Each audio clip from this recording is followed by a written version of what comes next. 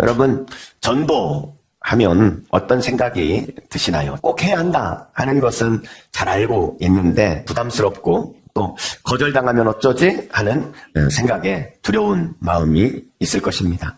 그런데 여러분, 오늘 이 시대는요, 더 이상 전도를 미룰 수 없는 그런 시대입니다. 삶의 의미를 찾지 못하고 또 지금도 지옥을 향하여 가고 있는 많은 분들이 있단 말이죠. 오늘 우리는 본문을 통해서 예수님의 전도가 어떻게 이루어졌는지를 살펴보면서 어떻게 전도할지를 같이 생각해 보려고 합니다. 그렇다면 예수님의 전도는 어떻게 이루어졌을까요? 첫째, 전도는 사랑에서 시작됩니다. 이 예수님의 전도, 이것은 사마리아라는 지역에서 이루어지게 됩니다. 거기에서 한 여인을 만나게 되어지죠. 사마리아 여인이 예수님을 보고 이렇게 말합니다. 당신은 유대인으로서 어찌하여 사마리아 여자인 나에게 물을 달라 하나이까 하니. 이때 당시의 시대적 배경을 우리가 알 필요가 있는데요, 이 사마리아인과 유대인들은 상종하지 않았어요. 당시에는. 왜냐하면 이 사마리아 사람들이 혼혈이 됐거든요. 민족의 정체성을 잃어버렸다 그래서 그 사마리아 사람과 상종하지 않는 것입니다. 그런 상황에서 예수님이 일반적으로 유대인들은 사마리아를 가지 않는 건데 사마리아를 통과해야 되겠다 이렇게 말씀을 하고 있단 말이죠. 의도적으로 일부러 이 사마리아를 찾아갔다는 것이죠. 왜 그랬겠습니까? 이 사마리아 여인을 만나려는, 이 여인에게 전도하려는 예수님의 의지가 담겨 있는 것을 볼 수 있습니다. 그렇습니다, 여러분. 이렇게 이 예수님의 전도는 이 편견을 극복한 의도적 사랑에서 시작이 되었다는 것입니다. 유대인과 사마리아인의 갈등, 이 편견을 극복하고 갈등을 극복하고 그 여인을 찾아갔죠. 남자와 여자, 성별의 갈등을 극복하고 찾아갔다는 것입니다. 무엇보다도 당시에 이 여인은 사람들에게 손가락질을 당하는 부도덕한 여인이라는 그런 편견, 이것을 상종하지 말아야 할 인간이 아니라 그에게 일부러 찾아간 편견을 극복한 이 의도적 사랑에서 예수님의 전도가 시작이 되어졌다는 것입니다. 그렇습니다, 여러분. 우리가 전도한다는 것은 이런 편견을 극복하는 것이 중요하죠. 정치, 그 다음에 세대, 경제를 허무는 이 사랑에서 전도는 시작이 되어지는 것입니다. 무엇보다도 오늘날 많은 사람들이 이 전도에 대해서 생각할 때 저 사람은 절대로 교회 올 사람이 아니야 라는 생각을 하는 경우들이 있죠. 여러분, 이 편견을 뛰어넘어 다가가는 것, 그것이 바로 전도의 시작이라는 것입니다. 사랑하는 성도 여러분, 오늘 우리가 먼저 다가가야 할 사마리아 여인은 누구입니까? 여러분의 사마리아 여인을 찾아가시기를 주의 이름으로 축원합니다. 두 번째로 예수님의 전도 어떻게 이루어졌을까요? 둘째, 전도는 복음으로 전해집니다. 이 예수님이 그 여인에게 이제 전도를 시작합니다. 처음 이 여인을 만나서 예수님께서 물 좀 달라 이렇게 그 여인과 대화를 시작했습니다. 자, 물로 대화를 시작하신 예수님은요, 그냥 그 물로 끝나지 않았다는 거예요. 내가 주는 물을 마시는 자는 영원히 목마르지 아니하느니. 왜냐? 내가 주는 물은 그 속에서 영생하도록 솟아나는 샘물이 되리라. 예수님이 영원한 생수, 우리의 갈증을, 목마름을 해결해 줄 수 있는 분이라는 것을 예수님이 선포하시는 것이죠. 그렇습니다, 여러분. 예수님의 전도는요, 물로 시작을 했어요. 그의 관심에서 시작이 되어졌어요. 그런데 그 관심에서 끝나는 것이 아니라 복음을 전하는 것으로 이어졌다는 거예요. 여러분, 이 말을 들은 여인의 마음이 움직였겠죠. 이 마음이 요동칠 때 예수님이 이 여인의 불편한 현실인 남편의 문제로 예수님이 또 넘어가게 되어집니다. 가서 내 남편을 불러오라. 이 말을 듣고 여인은 아마 움찔했을 거예요. 숨기고 싶은 상처였거든요. 여자가 대답하여 이르되 나는 남편이 없나이다. 남편이 없습니다. 예수님에게 이렇게 사실은 거짓말을 한 거죠. 거짓말을 숨긴 거예요, 예수님에게. 그랬더니 예수님이 18절에 이렇게 말씀합니다. 너에게 남편 5이 있었고 지금 있는데도 내 남편이 아니니 내 말이 참되도다. 예수님의 전지하심을 드러내신 것이죠. 뿐만 아니라 그 여인의 영적 목마름을 지금 예수님이 드러내고 계시다는 거예요. 우리가 인생을 살면서 우리의 삶의 갈증을 풀어줄 것을 찾아다닌단 말이죠. 어떤 사람은 돈으로, 어떤 사람은 권력으로, 여러 가지 내 목마름을 채워줄 수 있는 것을 찾아다니지만 여러분, 그런 것이 우리에게 채워진다고 해서 다시 목마르지 않나요? 다시 목마르단 말이죠. 다시 목마른 거예요.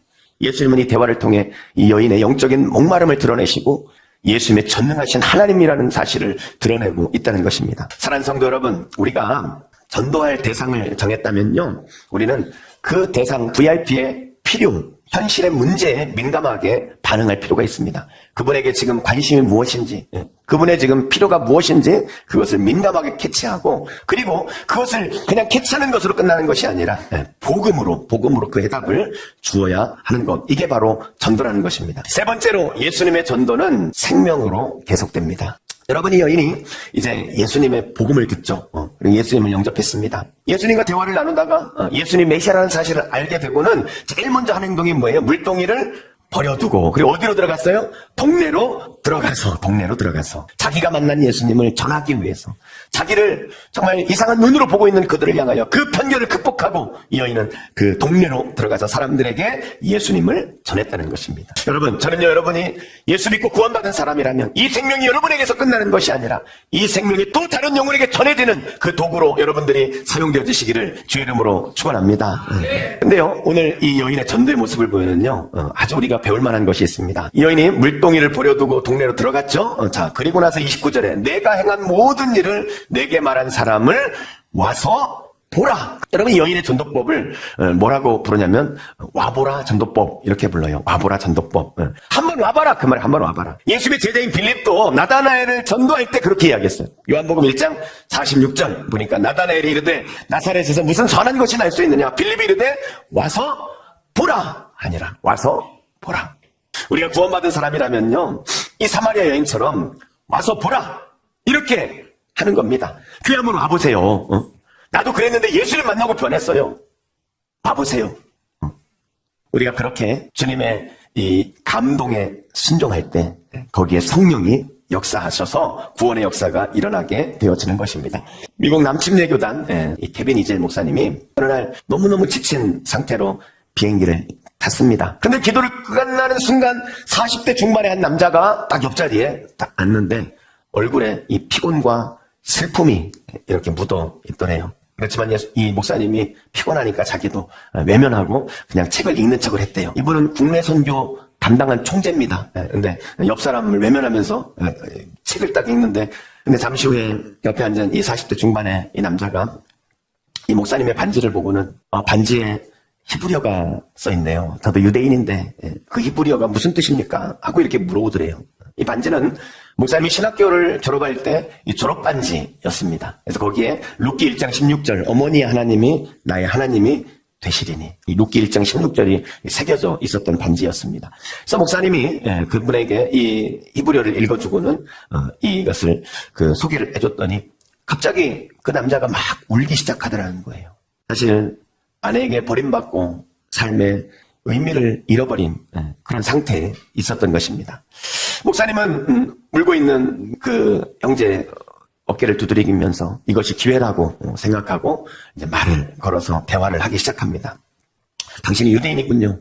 내가 섬기는 나의 보스도 사실 유대인입니다. 그러니까 이 남자가 또 이렇게 더 관심을 갖고 보는 것이죠. 그러면 당신이 다니는 회사는 얼마나 큰 회사입니까? 이렇게 묻더래요. 그래서 이 목사님이 우리 회사는 전 세계에 지사를 두고 있는 국제 기업입니다. 뭐 이렇게 딱 이야기를 했대요. 그랬더니 이 남자가 그렇습니까? 그러면 당신의 회사의 복지는 어떻습니까? 라고 물어보더래요. 그랬더니 우리 회사의 보스가 모든 사람과 동행하고요. 보스에게 요구하는 모든 것을 들어주고요. 무엇보다도 회사를 은퇴하면 보스가 친히 준비한 맹션에서 영원히 살 수 있게 해줍니다.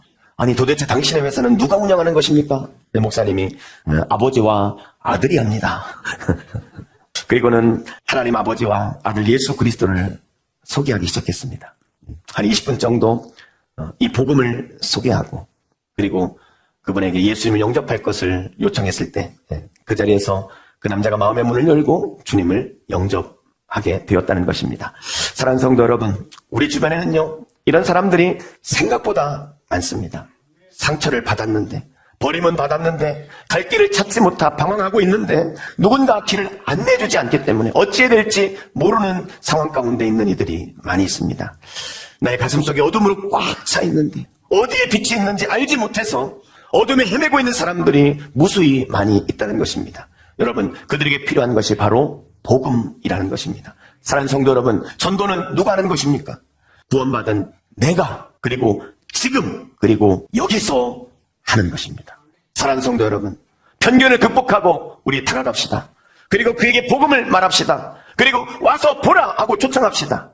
여러분, 이번 2025 블레싱의 VIP를 작정하셨습니까? 오늘 우리가 두 가지 선택이 있습니다. 내가 나서지 않으면 그가 지옥 갈 수밖에 없다는 마음을 가지고 가실 것인지, 아니면 또 한 해를 미룰 것인지. 사랑하는 성도 여러분, 2025 블레싱을 통해 여러분의 사마리아 여인이 예수님을 만나게 하십시오.